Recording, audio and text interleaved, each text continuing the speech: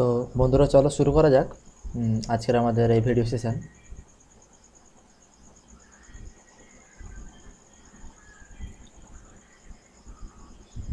ওকে, এখনো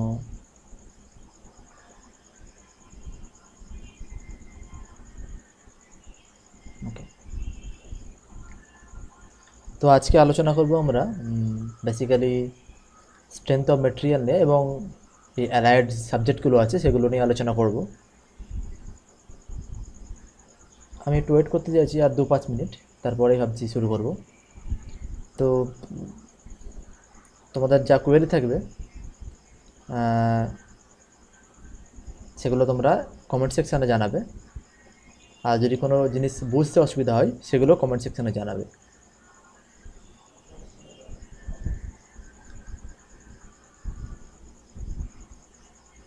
আর অবশ্যই যারা চ্যানেলে নতুন তারা চ্যানেলটিকে সাবস্ক্রাইব করবে এবং বেল আইকনটা টিপে দেবে, যাতে পরবর্তী তোমাদের কাছে ভিডিওটি খুব শীঘ্রই ইজিলি পৌঁছে যেতে পারে। আচ্ছা, তো শুরু করছি আজকের। তো আমরা জানি যে জিলেট এক্সাম ক্র্যাক করার জন্য কিছু সাবজেক্ট পড়তে হয় আমাদের ঘরে। তো তার মধ্যে দুটো সাবজেক্ট আছে যেগুলো ভাইটাল সাবজেক্ট, সেটা হচ্ছে engineering mechanics and strength of material, ইমেক বা সম। তো টোটাল 100 নম্বরের জিলেটের মধ্যে 15-15-30 এই engineering mechanics and strength of material থাকে। তার মানে বুঝতেই পারছো যে টোটাল 30% ওয়েটেজ এই দুটো সাবজেক্টে কভার করছে। তো আমি এই দুটো সাবজেক্ট নেব জিলেটের জন্য। তোমরা যদি একটু একটু যদি ফলো করো, তো I can guarantee you that তোমরা 25+ স্কোর করতে পারবে ইজিলি। ওকে, আর যারা সিরিয়াসলি পড়বে তারা আই থিঙ্ক 29-30 মার্কস আরামসে মানে 98-97% মার্কস তারা ইজিলি তুলতে পারবে। তো আজকে বেসিক্যালি আলোচনা করব যে আমাদের কতজন কি ক্লাস নেবে জিলেটের জন্য, আর এই সাবজেক্টটার ব্যাপারে, যে স্ট্রেংথ অফ মেটেরিয়াল কী, কেমনভাবে পড়তে হবে, কীভাবে পড়তে হবে, কী টাইপের কোশ্চেন্স আছে, কেমন কনসেপচুয়াল কোশ্চেন্স আছে, এগুলো জানতে হবে। দেখো, সোজা কথা, কোনো এক্সাম ক্র্যাক করার জন্য তার কিছু জিনিস জানতে হয় যে কোন টাইপের কোশ্চেনগুলো আমার পরীক্ষায় আসতে পারে। আমি যদি সেই টাইপের কোশ্চেন করি তাহলে আমি ইজিলি যে কোনো এক্সাম ক্র্যাক করে দিতে পারবো। পরবর্তীকালে গেট আছে, ক্যাট আছে, জিম্যাট, জিআরই, এই সব এক্সামের প্যাটার্ন একটাই হয়। কোন কোশ্চেনগুলো সেম কনসেপ্টের কোশ্চেন বারবার আসে সেগুলো ফলো করতে হবে। একই কনসেপ্টের কোশ্চেন নানা রকম হয়, তো যদি কনসেপ্ট ক্লিয়ার থাকে ওই একই কনসেপ্টের কোশ্চেন তুমি নানা রকম ওয়েতে নানা রকম কোশ্চেন সলভ করতে পারবে। এটা এটা একটা খুবই সাধারণ জিনিস। তো তো কনসেপ্টটা খুবই জরুরি। তো আমি এটুকু তোমাদের বলতে পারি যে you will be getting a very good concept from my side. এবার তোমরা সেটা কীভাবে নেবে সেটা তোমাদের উপর ডিপেন্ড করছে, বাট আমি ট্রাই করবো 100% দেওয়ার আমার। তো শুরু করছি আমাদের স্ট্রেংথ অফ ম্যাটেরিয়ালের কিছু বেসিক থিংস। তার আগে বলি যে আমাদের আরও ফ্যাকাল্টি মেম্বার আছেন যারা অন্যান্য ক্লাস নেবেন। তার মধ্যে আমাদের ডেভিড স্যার আছেন, উনি থার্সডে ফ্রাইডে নেবেন 9 to 10 AM, sorry 9 to 10 PM, sorry not AM, PM। Thursday and Friday David sir নেবেন, আমি নেব নুরুল হাসান। মন্ডে টিউসডে, সোমবার মঙ্গলবার 9 to 10 PM, 9টা থেকে 10টার মধ্যে আমি লাইভে আসবো। তোমাদের এই টাইমের মধ্যে তোমাদের যদি কোনো কোয়েরি থাকে, কোনো ম্যাথমেটিক্স সলভ করার প্রবলেম থাকে, এনিথিং, তোমাদের কোনো রকম সমস্যাটি থাকে, তোমরা শেয়ার করতে পারো আমাদের সঙ্গে। সেটা ফাইন্যান্সিয়াল হতে পারে, স্টাডি রিলেটেড হতে পারে, এনি আদার, যেটা তোমার এক্সামকে ক্র্যাক করতে বাধা দিচ্ছে, কোনো রকমের প্রবলেম যদি তোমার থাকে, ইউ ক্যান আস্ক আস। ওকে, তোমরা আমাদের কাছে এটা সরাসরি জিজ্ঞেস করতে পারো যে স্যার আমি কী করবো, হোয়াট টু ডু। তো এই হচ্ছে আমাদের একটা বেসিক একটা মোটিভেশন, যে তোমাদের ঠিক কনসেপ্টটা পৌঁছে দেওয়া, যাতে তোমরা ইজিলি ক্র্যাক করতে পারো জিলেট করে গভর্নমেন্ট কলেজে বা আরও ভালো কলেজে, তোমাদের ইচ্ছা মতো যেই কলেজে তোমরা পড়তে চাও যেন যেতে পারো। তো দেখতেই পাচ্ছ এটা এটা হচ্ছে আমাদের syllabus, strength of material syllabus. তো first of all strength of ম্যাটেরিয়ালে প্রথম গ্রুপে, এটা গ্রুপে এর মধ্যে পড়ছে। এর আগে আছে engineering mechanics. Strength of material যদি পড়তে চাও অবশ্যই কিন্তু ইঞ্জিনিয়ারিং মেকানিক্সের নলেজ লাগে। এর মানে এই হচ্ছে স্ট্রেংথ অফ মেটেরিয়ালের prerequisite course engineering mechanics. Never দিলেস তবুও অনেকে আমি তোমাদের এমনভাবে পড়িয়ে দেবো, ইঞ্জিনিয়ারিং মেকানিক্সে যদি কনসেপ্ট মোটামুটি থাকে আরামসে স্ট্রেংথ অফ মেটেরিয়াল ধরে ফেলবে। আর আমি ইঞ্জিনিয়ারিং মেকানিক্সে পড়াবো, অতএব ভয়ের কোনো কারণ নেই। আমি স্ট্রেংথ অফ মেটেরিয়ালটা এই জন্যই বলছি কারণ এটা খুবই রিলেটেড টু তোমার ইঞ্জিনিয়ারিং মেকানিক্স। তো স্ট্রেংথ অফ মেটেরিয়ালে আমি তোমাদের বলতে পারি, যদি তোমরা আমার ক্লাসটা ঠিকঠাক করো, স্ট্রেংথ অফ মেটেরিয়ালে 15-র মধ্যে 15 পাওয়াটা কোনো বড় ব্যাপার নয়, কোনো বড় ব্যাপার নয়, কারণ আমি পেয়েছি একটা এক্সামে, তাই বলছি। এগুলো শুধু কনসেপ্টটা জেনে নাও, কনসেপ্টটা জানার পর তোমাদের যে কোনো প্রবলেম সলভ করতে পারবে। আচ্ছা, তো মডিউল 1-এ আমাদের আছে stress and strain. Stress strain কী এই জিনিসের আমরা আলোচনা করব, কনসেপ্ট আলোচনা করব যে স্ট্রেস কী, স্ট্রেন কী, তাদের মধ্যে রিলেশনশিপ কী। তারপরে আছে তোমার স্কোপ অফ দ্য সাবজেক্ট। এগুলো কিন্তু অ্যাকচুয়ালি এই যে scope of the subject, use of the structure, এগুলো কিন্তু নিউমেরিক্যাল পার্ট না, এগুলো থিওরিটিক্যাল পার্ট। অতএব এগুলো অতটা ভয়ের কারণ নেই। ভয়ের কারণ হচ্ছে গিয়ে নিউমেরিক্যাল পার্ট, আর ওটা আমি তোমাদের খুব ভালো করে করিয়ে দেবো। যে ভয়টা এখন পাচ্ছি সেটা কোনোদিন পাবে না। আচ্ছা, importance of knowledge of stress, এটাও একটা theoretical part. Stress, strain, deformation in structure, safety and economy, এটাও অনেকটা থিওরিটিক্যাল পার্ট। ইঞ্জিনিয়ারিং ম্যাটেরিয়ালস, এটাও অনেকটা theoretical part. Definitions and example of mechanical properties of engineering materials, এটাও কাইন্ড অফ থিওরিটিক্যাল পার্ট, যেটা তোমাদের একটু মনে রাখতে হবে। তারপর আছে ইলাস্টিসিটি কী, প্লাস্টিসিটি কী, এগুলো জানতে হবে। এগুলো ডেটা টাইপ কোশ্চেন্স, মানে এগুলো মনে রাখার জিনিস, একটু পড়লে মনে থেকে যাবে। আমি যেভাবে পড়িয়ে দেবো আশা করি মনে থেকে যাবে। ডাক্টিলিটি কী, হার্ডনেস কী, ফ্যাটিক কী, ক্রিপ কী, ব্রিটেলনেস কী, এগুলো আমরা আলোচনা করবো ডিটেলসে। তারপরে স্ট্রেস অ্যান্ড স্ট্রেন, তো type of stress, type of strain, এগুলো তোমাদের আলোচনা করাবো। যে টেনসাইল স্ট্রেস কী, কম্প্রেসিভ স্ট্রেস কী, শিয়ার স্ট্রেস কী, বা এগুলো এরকম হলোই বা কেন নামগুলো। স্ট্রেন কত ধরনের হয়, কী ধরনের স্ট্রেন হয়, সরি। তো তারপরে হ্যাঁ, মডিউল 2-তে যাবো। মডিউল 2-তে কী পাবো, সরি কোথায় ছিল, হ্যাঁ ওকে। তো স্ট্রেস স্ট্রেন ডায়াগ্রাম, এটা খুব জরুরি, বুঝলে? এই যে স্ট্রেস স্ট্রেন ডায়াগ্রাম, এটা খুব জরুরি, ভেরি ইম্পর্টেন্ট। এখান থেকে 2-3টে কোশ্চেন পাবে। স্ট্রেস স্ট্রেন ডায়াগ্রাম, এখান থেকে অনেক কিছু কোশ্চেন পাবে। এখানে কী গিয়েছে না, principles of testing, tensile testing, universal testing machine, UTM, নানা রকম যে টেস্টিং মেশিনগুলো আছে, সেই মেশিনে এই অ্যাকচুয়াল টেস্টগুলো পারফর্ম করা হয়। তো যদি মেশিনগুলো অপারেট করতে চাও as a diploma engineer, as a BTech engineer, তখন কিন্তু এগুলো তোমাদের লাগে, আর এগুলো এক্সামেও লাগে। আচ্ছা, প্রপোর্শনালিটি লিমিট কী, ইল্ড পয়েন্ট কী, ব্রেকিং পয়েন্ট কী, আলটিমেট স্ট্রেস কী, ওয়ার্কিং স্ট্রেস কী, ফ্যাক্টর অফ সেফটি কী, এগুলো সবই ডিটেলস আলোচনা করবো। আচ্ছা, এখানে এবার এসছে stress strain relationship. Sorry guys,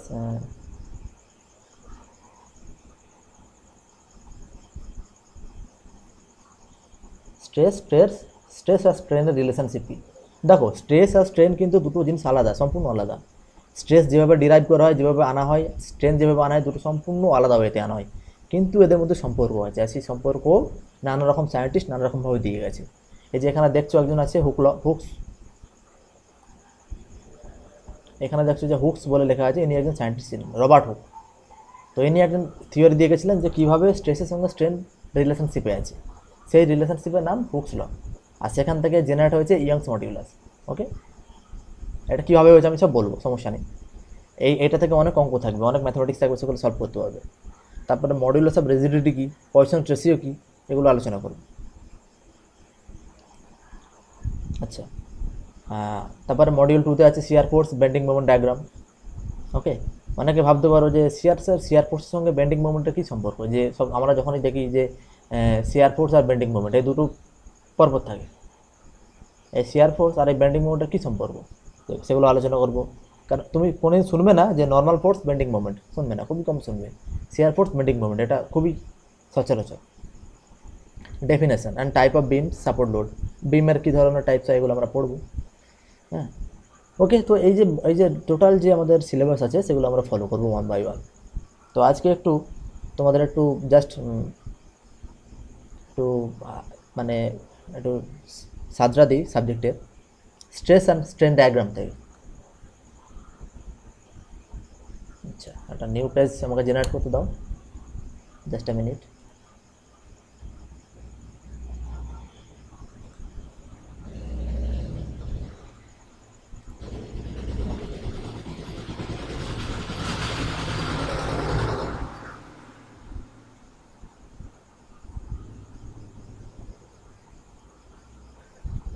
stress and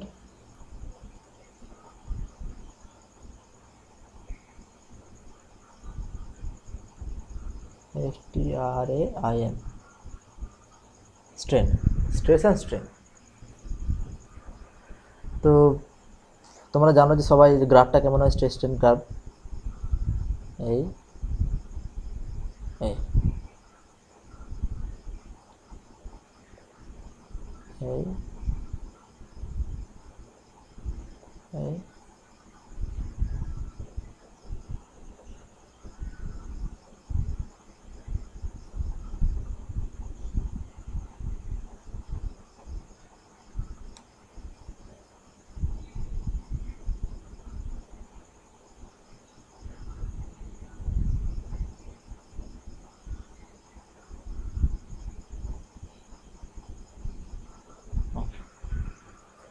তো এটা হচ্ছে টিপিক্যাল স্ট্রেস আর স্ট্রেনের ডায়াগ্রাম।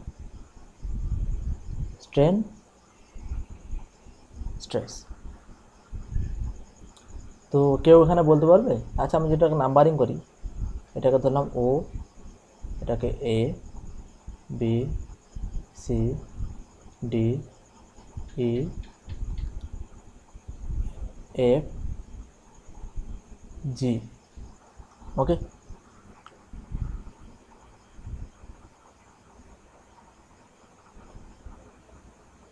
ওকে, তো জিরো থেকে যে ও,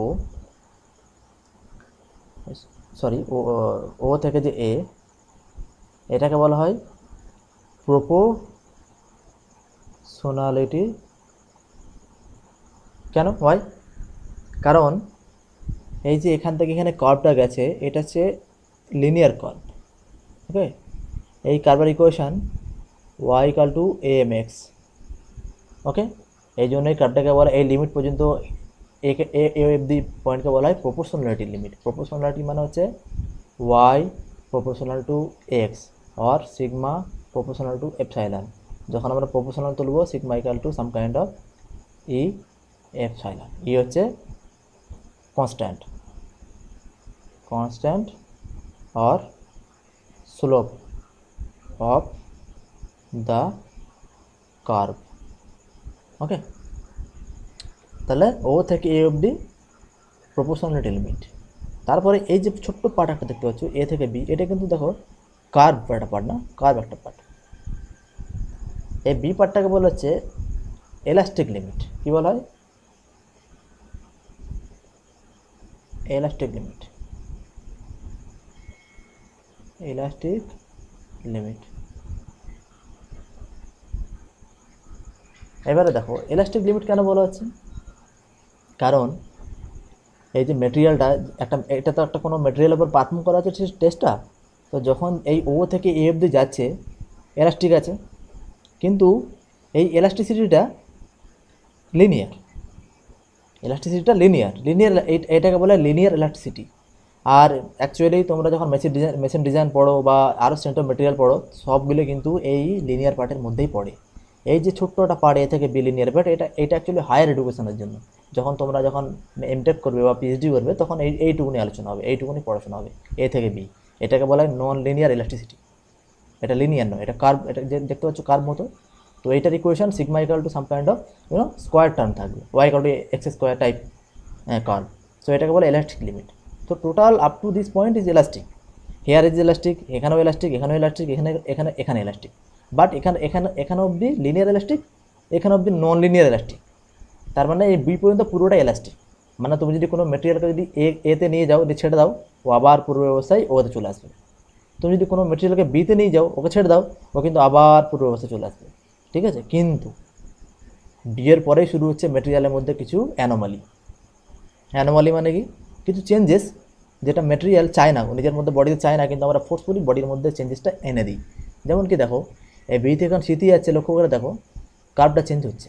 কার্ভের যে স্লোপ নন লিনিয়ার, মানে যেটা লিনিয়ার নয়, তার একটা সব থেকে মজার জিনিস হচ্ছে এই স্লোপ চেঞ্জ করে খুব ঘন ঘন।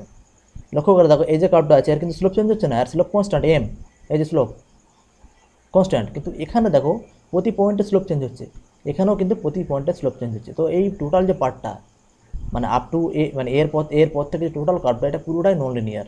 কিন্তু এতদূর পর্যন্ত তো মানে সিম্পল নন লিনিয়ার। এইখানে যখন ঢুকবো, এখানে ডিসিপিশন এসে যায়। ডিসিপিশন মানে মেটেরিয়ালের মধ্যে আরও বিভিন্ন মানে ভয়ঙ্কর প্রপার্টি, মানে ভয়ঙ্কর জিনিসগুলো এসে যায়, যেগুলো অ্যানালাইজ করা খুবই কঠিন।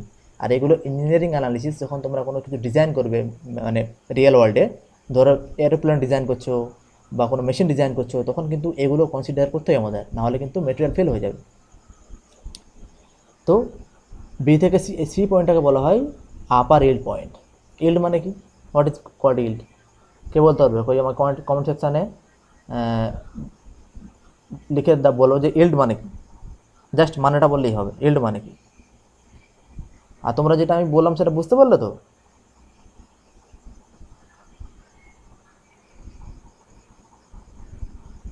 ওকে, তো ইল্ড মানে হচ্ছে, বাংলায় যদি বলি আমি, ইল্ড মানে বেঁকে পড়া। হ্যাঁ, বেঁকে পড়া বা ঝুঁকে পড়া, ঝুঁকে পড়াকে বলা ইল্ড, বেঁকে পড়া। কিন্তু যদি ইঞ্জিনিয়ারিং ভাষায় বলো, ইল্ডিং মানে হচ্ছে স্লাইডিং বিটুইন টু লেয়ার্স।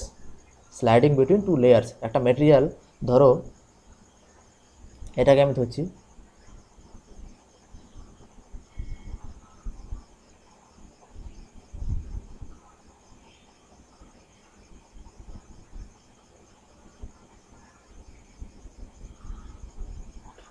এই একটা বার আছে, ঠিক আছে? এই বারটাকে যখন আমি সিগমা ফোর্স দিয়ে টানছি, সিগমা স্ট্রেস দিয়ে টানছি, তো ওই যে এই যে প্লট, যে আমি আমার এই সিগমাতে এই ডিফরমেশন তৈরি হচ্ছে, সেই প্লটটাই হচ্ছে এটা। এটা তোমরা সবাই জানো, নিশ্চয়ই আশা করে জানো। এই প্লটটা হচ্ছে সেই প্লটটা। এবারে দেখো, এই মেটেরিয়ালটাকে যখন আমি, এই মেটেরিয়ালটা যখন আমি এত দূর টেনে ছাড়বো, মানে এটা হচ্ছে এ পয়েন্ট আমার, এ। আর এটা আমার লিনিয়ার ইলাস্টিক, একে টেনে দিলাম, ছেড়ে দিলাম, আবার এই পজিশনে পৌঁছে গেল, এটা হচ্ছে ও পয়েন্ট, এটা ও এসে গেল। এইটা ধরো, এই পয়েন্টটা ধরো বি, এখান থেকে বি অবধি নিয়ে গেলেও আবার ছেড়ে দিলে কিন্তু ওতে এসে যাবে। কিন্তু সি বা ডিতে যদি নিয়ে যাই, তখন কিন্তু আর ও এই ওতে আসতে পারে না। ঠিক আছে, যদি আমি সিতে নিয়ে ছাড়ি, সিতে নিয়ে গিয়ে ছাড়লে ও এখানে এসে রয়ে যাবে। তো ডিতে নিয়ে ছাড়ি, ও এখানে এসে রয়ে যাবে। তো এইভাবেই মেটেরিয়ালের পারমানেন্ট ডিফরমেশন তৈরি হয়। পারমানেন্ট ডিফরমেশন মানে হচ্ছে প্লাস্টিসিটি তৈরি হয়। তো এইটুকুকে বলা হয় প্লাস্টিক রেঞ্জ, এইটুকু বলা হয় প্লাস্টিসিটি বা প্লাস্টিক স্ট্রেন বা প্লাস্টিক রেঞ্জ, তুমি যা ইচ্ছে বলতে পারো। এগুলোকে প্লাস্টিক রেঞ্জ বা প্লাস্টিক স্ট্রেন বলা হয়। আর এটা হচ্ছে fracture ultimate ultimate ultimate stress মানে, আলটিমেট মানে ম্যাক্সিমাম স্ট্রেস। তুমি লক্ষ্য করে দেখো, এই কার্ভের মধ্যে সব থেকে ম্যাক্সিমাম স্ট্রেস কোথায় আছে? এটা না, এফটা না? ওই জন্য এটাকে বলা হয় আলটিমেট স্ট্রেস। আর যেটাকে বলা হয় ব্রেকিং স্ট্রেস, মানে এখানে ম্যাটেরিয়ালটা সেপারেট হয়ে যাচ্ছে, দুটো দুটো ম্যাটেরিয়াল দ্বিখণ্ডিত হয়ে যাবে। মানে হচ্ছে গিয়ে সিম্পলি এই একটা উপরের পার্ট হবে আর নিচে একটা এরকম পার্ট হবে। ঠিক আছে, যেটা ব্রেকিং হয়ে যাচ্ছে। তো এর মধ্যে, এই যে ডায়াগ্রামের মধ্যে অনেক কনসেপ্ট আছে, যেগুলো তোমাদের জানলে অনেক কিছুই তোমরা অঙ্ক আরামসে করতে পারবে। ঠিক আছে, তো এটা আমি নেক্সট পেজে আছি, সরি,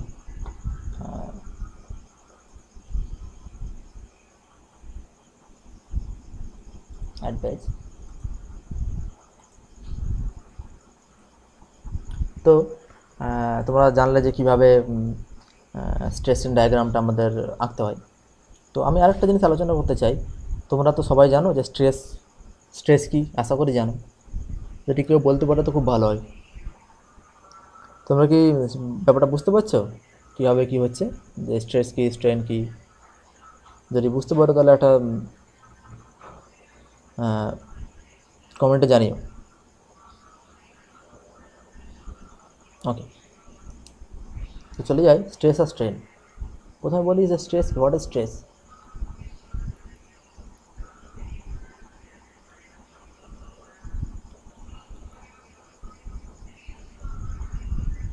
সো তোমরা এটা পড়ে থাকবে যে stress equal to sigma equal to delta F by delta A limit delta A tends to zero, তাই তো? Strain epsilon equal to delta L by L. হ্যাঁ, Somnath Kole force applied in unit area, খানিকটা ঠিক বলেছো কিন্তু একটু ভুল হয়ে গেল। আমি বলছি তোমাকে কেন ভুল হয়ে গেল। কারণ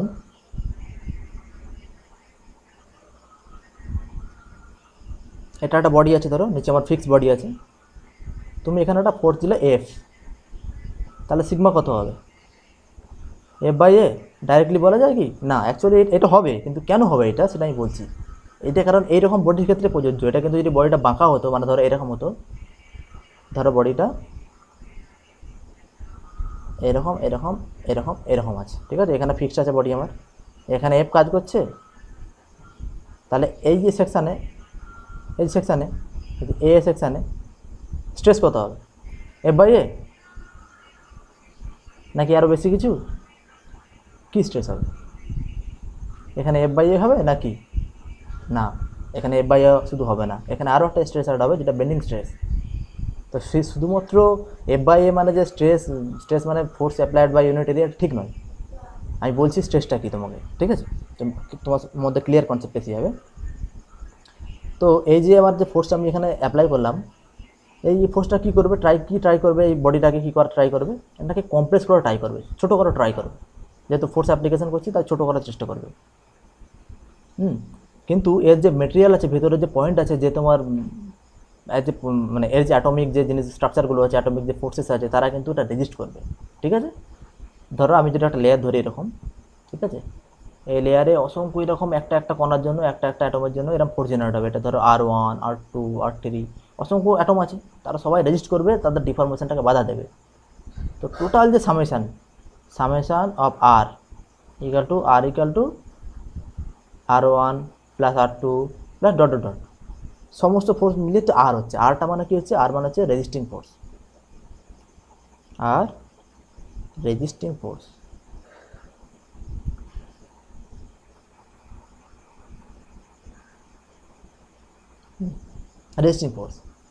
রেজিস্টিং ফোর্স মানে হচ্ছে গিয়ে যে রেজিস্ট করছে আমার ডিফরমেশনকে, ফোর্সকে রেজিস্ট কিন্তু করছে না। এই রেজিস্টিং ফোর্সগুলো, ওই যে ডিফরমেশন, এই ফোর্সটা যে কম্প্রেস করার চেষ্টা করছে, সেই কম্প্রেসটাকে আটকানোর জন্য এই ফোর্সগুলো কাজ করছে। তো এবারে তুমি যখন রেজিস্টিং ফোর্স এলো, তো অ্যাকচুয়ালি সিগমা মানে স্ট্রেস হয় রেজিস্টিং ফোর্স বাই এরিয়া, ঠিক আছে? কী হয়? রেজিস্টিং ফোর্স বাই এরিয়া, এটাকে বলে স্ট্রেস। এবার তুমি যখন এটা এই বডিটাকে যখন ইকুইলিব্রিয়াম আঁকবে, ধরো ইকুইলিব্রিয়ামে তুমি দেখেছো, যখন আমি F summation of F Y equal to 0 করবো, তখন দেখবে R1 plus R2 plus R3 dot dot dot equal to F দাঁড়াবে। তার মানে কি? R equal to F. তখন তুমি বলতে পারো ভাইস ভার্সা যে না, আমি বলতে পারি sigma equal to F by A. এখানে এফটা কি না? এফ হচ্ছে অ্যাপ্লাইড ফোর্স, আর আর কি? আর হচ্ছে রেজিস্টিভ ফোর্স। ওকে, তো এটা হচ্ছে স্ট্রেস। অ্যাকচুয়ালি এইটাও কিন্তু খুব একটা ভালো ডেফিনেশন নয় স্ট্রেসের। তোমরা যখন হায়ার স্টাডিজে যদি যাও, কোনো দিন এমটেকে বা যাও, কোনো পিএইচডিতে যাও, তখন দেখবে যে এটা স্ট্রেস নয়। স্ট্রেসটাকে আমরা অন্য টেন্সার হিসেবে ইউজ করি। টেন্সার হচ্ছে একটা হায়ার ডাইমেনশনাল কোয়ান্টিটি। তোমরা কি জানো? স্কেলার জানো, ভেক্টর জানো, এই দুটো জানো, কিন্তু সেখানে আরও বড় বড় ডাইমেনশনাল কোয়ান্টিটি আছে, যেগুলোকে টেন্সার বলে, ঠিক আছে? আর এগুলো স্কেলার, ভেক্টর ও টেন্সার এক প্রকার। যাক, এটা আমাদের সিলেবাসের অন্তর নয়, তাই আমি এটা বলছি না নিয়ে। তো এই হলো আমাদের স্ট্রেস। এবার জানবো স্ট্রেন কি। কে বলতে পারবে স্ট্রেন কি? একটু বললে খুব ভালো হয়। আমি কমেন্টটা দেখছি, কেউ যদি জেনে থাকে বলো। স্ট্রেন কাকে বলে? What is strain?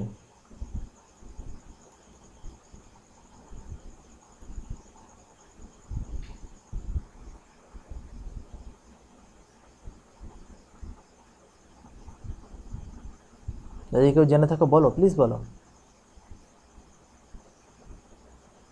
স্ট্রেন কি? আচ্ছা ধরে নিচ্ছি যে length increase by actual length. Somnath, আমার মনে হচ্ছে তোমার একটু কনসেপ্টে একটু ল্যাগ আছে, যাকে তুমি মোটামুটি জিনিসটা ঠিক ধরেছো, মানে অনেকটা ঠিকই বলেছো, কিন্তু একটু ভুল আছে আর কি। আমি বলছি ব্যাপারটা তোমাকে, তোমার আরও কনসেপ্ট ক্লিয়ার হয়ে যাবে। স্ট্রেন হচ্ছে, আমরা বেসিক্যালি যদি আমরা মোটামুটি জিলেটের কথা ভাবি, তাহলে আমি স্ট্রেনকে বলতে পারি strain equal to del L change in length by original length. Del এলটা কি? Change in length, change in length, LENGTH। এই যে চেঞ্জ ইন লেন্থ মানে চেঞ্জটা কি? চেঞ্জ নেগেটিভ হয় পজিটিভ হয়। চেঞ্জ মানে নেগেটিভ চেঞ্জ হয়, পজিটিভ চেঞ্জ হয়।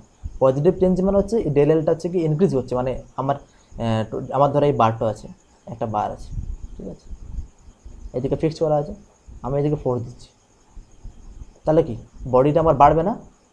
তাই তো, এল তো ইনক্রিজ করবে না। এটা ধরো এল ছিল, এল, এটা বাড়বে। কিন্তু যদি আমি এই বডিটাকে যদি এরকম কম্প্রেস করতে চাই, তাহলে বডিটা কী হবে? ডেল কম্প্রেস হচ্ছে, নেগেটিভ হচ্ছে, তাই জন্য এটা বলতে হয় change in length by original length. L হচ্ছে অরিজিনাল লেন্থ আর ডেল এল হচ্ছে চেঞ্জ ইন লেন্থ। কীভাবে চেঞ্জ ইন লেন্থ মেজার করবে আমি সেগুলো সবই শিখিয়ে দেবো। তো স্ট্রেনকে জিলেটের জন্য এইটুকু জানলে এনাফ, যে change in length by original length. ধরো যদি একটা বিম থাকে, সরি একটা বার থাকে, যার লেন্থ 1 মিটার, ফোর্স দেওয়ার পরে তার লেন্থ হয়ে গেছে 1.5 মিটার, তাহলে স্ট্রেন কত হবে? ডেল এল মানে হচ্ছে গিয়ে del L by L. Del L কত? 0.5/1, তাহলে স্ট্রেন হবে 0.5। এটা হবে পার্সেন্টেজে নাকি? 0.5%, সরি তুমি এটাকে পার্সেন্টেজে তোমাকে করতে হবে, তাহলে 100 দিয়ে গুণ করতে হবে। তাহলে percentage of strain equal two 0.5 গুণিত 100। ওকে, তাহলে কত হবে? এটা তাহলে 50 হয়ে যাবে মনে হচ্ছে। দেখো 50, 50%। তার মানে 50% যদি আমার এক মিটার থেকে 1.5 মিটার হয়ে যায়, তার মানে এটা 50% স্ট্রেন আমার ইনক্রিজ করলো। সিমিলারলি যদি কন্ট্রাক্ট করতো, তাহলে স্ট্রেন কিন্তু আমরা বলতাম এত পার্সেন্ট স্ট্রেন কন্ট্রাক্ট করেছে। আচ্ছা নিউ পেজে যাই। তো এটা দেখলে স্ট্রেস আর স্ট্রেনের মধ্যে রিলেশনশিপ, সরি স্ট্রেস আর স্ট্রেন। আচ্ছা সোমনাথ বলে তুমি বলছো হোয়েন অ্যাপ্লাইড স্ট্রেস, হ্যাঁ সোমনাথ একটা কথা তোমাকে বলে রাখি আমি, তোমার জন্য, স্ট্রেস কিন্তু অ্যাপ্লাই করা যায় না, স্ট্রেসটা জেনারেট হয়। তুমি ফোর্স অ্যাপ্লাই করতে পারো, মানে ধরো এই একটা বার আছে, তো একদিকে ফিক্সড রাখলাম, এইদিকে আমি সিগমা দিলাম, তো এই সিগমাটা কিন্তু তখন কিন্তু স্ট্রেস হবে না, এটা ফোর্স হয়ে যাবে, মানে এটা অ্যাকচুয়ালি আর ইউনিট হবে নিউটন।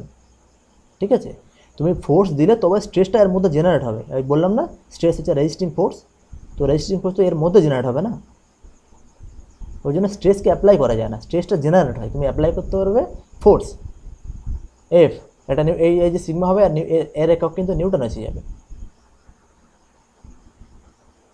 ওকে, আচ্ছা হ্যাঁ, এরপরে আমাদের সিলেবাসটা কী ছিল দেখে নিই।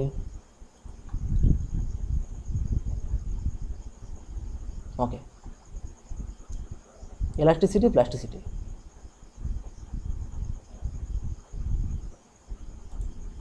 আচ্ছা ইলাস্টিসিটি কী কে বলতে পারবে? এটা জানি, এগুলো খুব সোজা কোশ্চেন, তবু জিজ্ঞেস করছি। ইলাস্টিসিটি কেউ একজন বলো, হোয়াট ইজ ইলাস্টিসিটি? এটাতে কিন্তু কোশ্চেন আসতে পারে, কারণ এটা আমি দেখেছি, মানে গেটের মতো এক্সামে এই কোশ্চেনটা আসে, মানে হোয়াট ইজ ইলাস্টিসিটি, মানে ডাইরেক্টলি নয়, মানে এই টাইপেরই ইঙ্গিত দেয় যে ইলাস্টিসিটি কি তোমাকে বলতে হবে।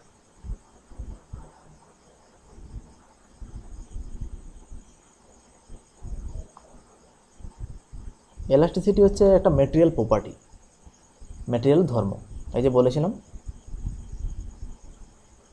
স্ট্রেন স্ট্রেস, যদি আমরা লিমিটটা মানে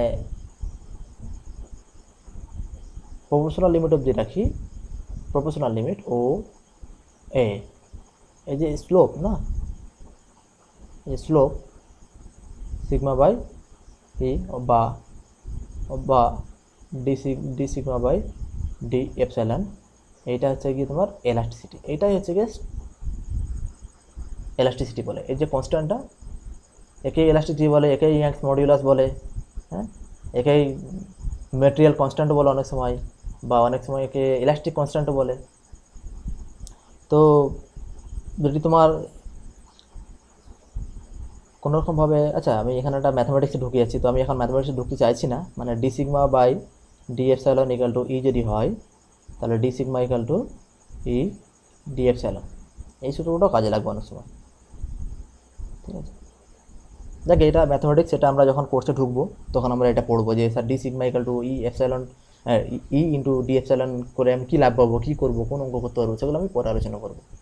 তো এলাস্টিসিটি হচ্ছে এটাই, যে এটা একটা মেটেরিয়াল প্রপার্টি, যখন তুমি কোনো মেটেরিয়ালকে স্ট্রেচ করবে, তাকে আবার ছেড়ে দেবে, স্ট্রেচ করে সে আবার আগের অবস্থায় ফিরে আসবে, এই পয়েন্ট। এটা আমরা ছোটোবেলায় পড়েছি না 11-12-এ, বা যারা 11-12 পড়ো নি তারা ডিপ্লোমায় পড়বে, যেখানে অবধি টানলাম মেটেরিয়ালটাকে, টেনে ছেড়ে দিলাম, ও আবার এখানে চলে আসবে, এটাকে বলা হয় ইলাস্টিসিটি। কিন্তু শুধু ইলাস্টিসিটি মানে এটা নয়, ইলাস্টিসিটি মানে হচ্ছে গিয়ে তোমার মেটেরিয়ালকে তুমি যে এনার্জি দিচ্ছ, যে যত পরিমাণ এনার্জি দিচ্ছে, তোমার তো ফোর্স, যখন একটা মেটেরিয়াল আছে, তোমার এরকম একটা বার আছে, রাবারের ধরো বার, তোমার কাছে রাবারের বার আছে, তুমি টানছো ফোর্স দিয়ে, তুমি তো তার মানে কোনো এনার্জি দিচ্ছ না, শক্তি দিচ্ছ। তো ইলাস্টিসিটি মানে হচ্ছে এটা উত্তম, মানে যে যতটা তুমি শক্তি দিচ্ছ, ওকে যখন ছেড়ে দেবে ও ততটাই শক্তি তোমাকে ব্যাক দিয়ে দেবে, ফেরত দিয়ে দেবে, একে বলে ইলাস্টিসিটি। এনার্জি তুমি যা দিচ্ছ সিস্টেমকে, এনার্জি তুমি ব্যাক পেয়ে যাবে, তাকে বলে ইলাস্টিসিটি। যখন তুমি এনার্জি পুরোপুরি ব্যাক পাবে না, মানে লোড সরিয়ে নেওয়ার পর কিছু এনার্জি লস হয়ে যাবে, তখন ভাববে যে সিস্টেমটা ইলাস্টিক নয়, সিস্টেমটা হয়ে যাবে ভিসকাস, ভিসকোসিটি, মানে পিকচারে এসে যাবে ভিসকোসিটি। তো এটা এতটা মানে জেলেটার জন্য জরুরি নয়, তাই ওটা নিয়ে ডিসকাস করবো না। তাহলে বোঝা গেলো ইলাস্টিসিটি কি? আমাকে কমেন্ট করে জানাও যে হ্যাঁ স্যার বোঝা গেল কি বোঝা গেল না, তাহলে আমি আরও একবার বলবো।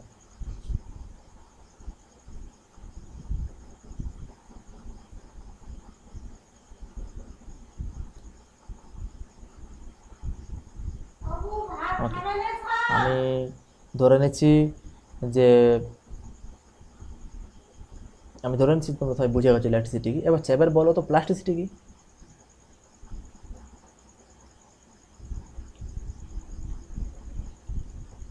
প্লাস্টিসিটি কি কে বলতে পারবে? একটু কমেন্ট করে জানাও।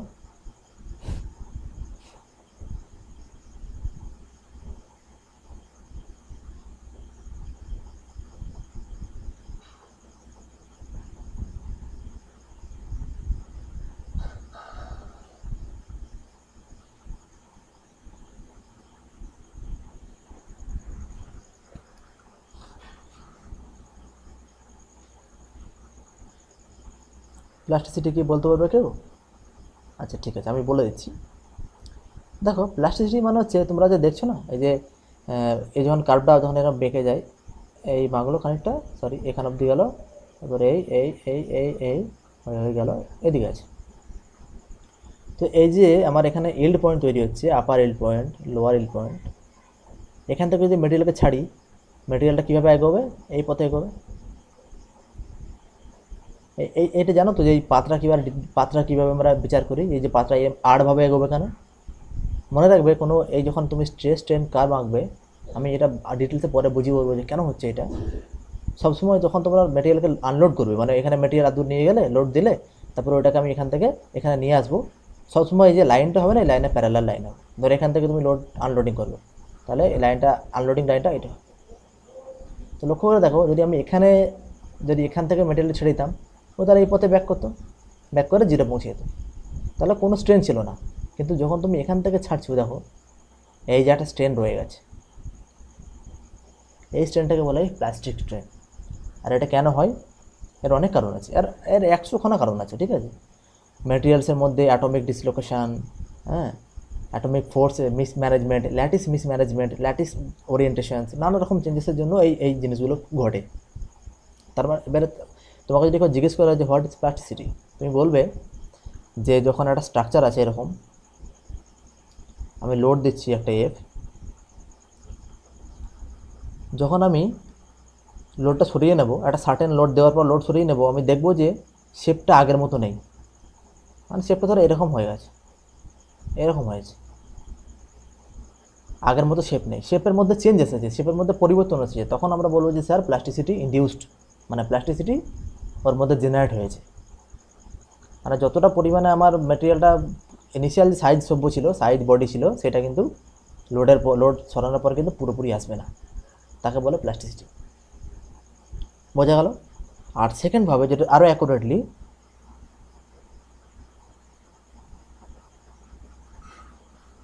একদম একদম সুকান্ত চন্দগার, সরি, সুকান্ত চাংদার বলেছে যে কোনো একটা মেটেরিয়ালের উপর এক্সটার্নাল লোড অ্যাপ্লাই করলে যদি ডিফর্ম হয় এবং লোডটিকে তুলে নিলে যদি আবার আগের অবস্থায় ফিরে না আসে, তাহলে তাকে প্লাস্টিসিটি বলে। একদম রাইট, অ্যাবসলিউটলি রাইট। কিন্তু এর সঙ্গে তোমাকে আরেকটা জিনিস বলে রাখি, সবসময় কিন্তু এটা, সবসময় এই কনসেপ্টটা চলে না বলতে সব ক্ষেত্রে কাজে লাগে না, কিছু কিছু ক্ষেত্রে ব্যতিক্রম ঘটে যায়। তাই জন্য হায়ার স্টাডিজে বা সায়েন্টিস্টরা একটা নতুন মেথড, তাদের একটা মেথড ইউজ করে, সেটা এনার্জি মেথড। এনার্জি মেথড এটা তোমার জানার জন্য জেনে রাখো। তোমাকে একটু আগে বললাম না, যখন তুমি এনার্জি দেবে, একটা দেবে, এনার্জি দেওয়ার পর তুমি যখন E1 পাবে, আর E1টা যখন লেস দেন হবে, তার মানে বডির মধ্যে হিস্টেরিসিস ইনডিউসড। হিস্টেরিসিসের মধ্যে প্লাস্টিসিটি আছে, ভিসকোসিটি আছে। তো তার মানে এটাই বোঝাচ্ছে তুমি যখন একটা কোনো বডিকে F4 দিয়ে কম্প্রেস করছো বা এক্সটেনশন দিচ্ছ, একটা এনার্জি দিচ্ছ সার্টেন অ্যামাউন্ট ডিফরমেশন তুলে নেওয়ার পর, লোডটা সরিয়ে নেওয়ার পর যদি তোমাকে পুরো এনার্জি ব্যাক করে দেয়, তাহলে ইলাস্টিসিটি। আর যদি এনার্জি পুরোপুরি ব্যাক না করতে পারে, কিছুটা কম থাকে, তার মানে প্লাস্টিসিটি ইনডিউসড। প্লাস্টিসিটি আমরা সরাসরি বলবো না, বলবো যে হিস্টেরিসিস ইনডিউসড। হিস্টেরিসিস মানে হচ্ছে লস, ঠিক আছে? সেই লসটা অনেকভাবে হয়, প্লাস্টিসিটির মাধ্যমে হয়, ভিসকোসিটির মাধ্যমে হয়, হ্যাঁ, ম্যাগনেটিজম লস হয়, অনেক কিছু লস হয় এর মধ্যে, ম্যাটেরিয়ালের মধ্যে। যদি ফেরোম্যাগনেটিক ম্যাটেরিয়াল হয় তাহলে ম্যাগনেটিজম লস হয়। তো এই লসগুলো আমাদের এনকাউন্টার করি আমরা, তো এটাকে বলে প্লাস্টিসিটি। তো প্লাস্টিসিটিটা আশা করি বুঝলে, আমাকে একটু কমেন্ট করে জানিও। আমি তাহলে পরের পেজে যাচ্ছি।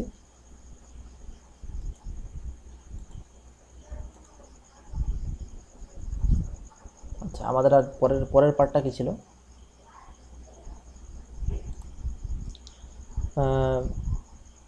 ব্রিটলনেস, ফ্যাটিক, গ্রিপ, টেনসাইল, কম্প্রেসিভ শিয়ার। ওকে, আজকে আমরা এই তিনটে কমপ্লিট করে ক্লাসটিকে শেষ করবো, ইন্ট্রোডাকশন ক্লাস শেষ করবো। হার্ডনেস কি, ফ্যাটিক কি, ক্রিপ কি, ব্রিটলনেস কি, স্ট্রেস অ্যান্ড স্ট্রেন, মানে টাইপ অফ স্ট্রেস স্ট্রেন। আচ্ছা, আমি আজকে টাইপ অফ স্ট্রেসটা বলে দিয়ে শেষ করছি।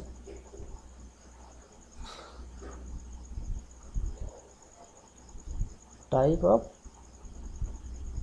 স্ট্রেস কে বলতে পারবে? যে একটু কমেন্ট করে বলো দেখি। আমি সুন্দর করে ছক বানাচ্ছি একটা।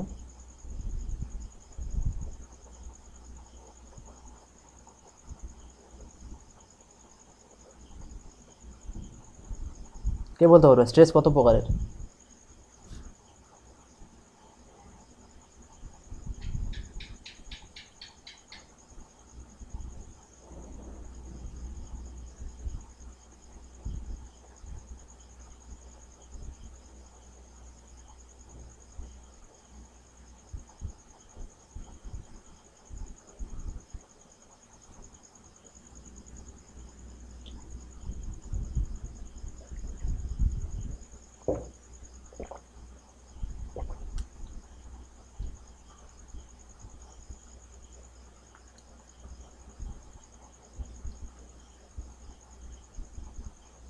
সোমনাথ বলেছে tensile and compressive. Okay, 2 types. আচ্ছা, আর কেউ?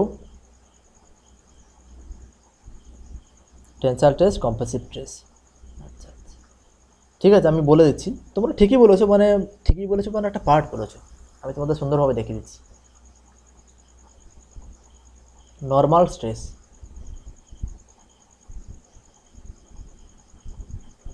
শিয়ার স্ট্রেস, ঠিক আছে? নর্মাল স্ট্রেসের ভাগ আছে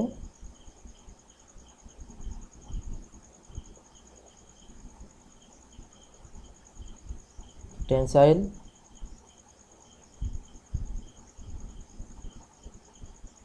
কম্প্রেসিভ বেন্ডিং, ঠিক আছে। শিয়ার স্ট্রেসের ভাগ আছে তোমার দুটো,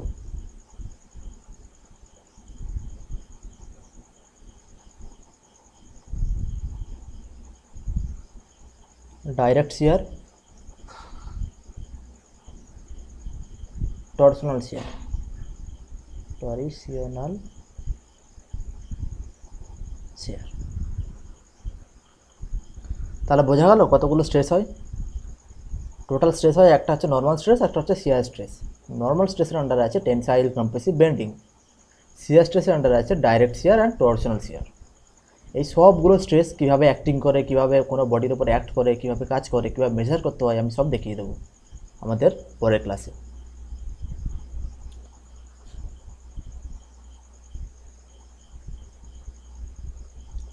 তো আজকে আমি এখানে শেষ করছি। End for today. আবার কালকে আসবো আমি এই একই টাইমে 9টার সময়। 9টার সময় এসে আমরা সিলেবাস অনুযায়ী প্যাটার্ন ফলো করার চেষ্টা করব। তোমাদের যে কোয়েরি থাকবে তোমরা একটা গ্রুপ, আমাদের হোয়াটসঅ্যাপ গ্রুপ আছে, সেই গ্রুপটা জয়েন করতে পারো। জয়েন করে ওখানে তোমাদের কোয়েরিজ থাকলে, কোনো রকমের অসুবিধা থাকলে, কোনো রকমের জানার কিছু থাকলে তোমরা অবশ্যই আস্ক করতে পারো। তোমাদের কোনো রকম প্রবলেম থাকলে, anything you want to ask, please ask in our group. Okay, তাহলে আজকে আমি এখানে লাইভটা শেষ করছি। সবাইকে ধন্যবাদ, অসংখ্য ধন্যবাদ।